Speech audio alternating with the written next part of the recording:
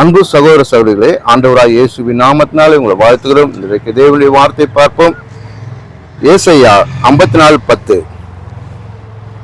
மலைகள் விலகினாலும் பர்வதங்கள் நிலை பெறுந்தாலும் என் கிருபை உன்னை விட்டு விலகாமலும் என் சமாதானத்தின் உடன்படிக்கை நிலை பெறாமலும் இருக்கும் என்று உன்மேல் மனதுருகிற கர்த்தர் சொல்லுகிறார். அப்படியாக மலைகள் கூட விலகி போகலாம், பர்வதங்கள் கூட விலகி போகலாம், ஆனால் அந்த கிருபை உன்னை விட்டு விலகாத இருக்கும்.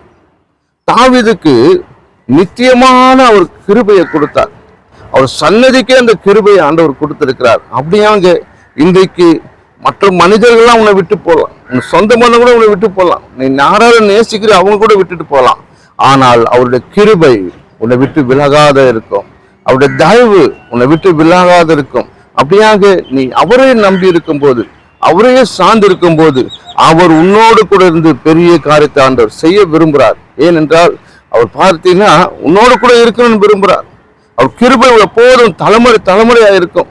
எத்தனை தலைமை இருந்தாலும் அவர் கிருபை இருக்கும். உன் சன்னதிக்கே ஒரு கிருபை இருக்கும். இன்றைக்கு நீ ஆண்டவராய் இயேசு கிறிஸ்துவை மட்டும் உன் இருதயத்தில் எப்போதும் வைத்துக் கொண்டிருக்கும் போது அவர் பெரிய காரியத்தை செய்ய விரும்புகிறார். அந்த கிருபை உன்னை விட்டு விலகாது.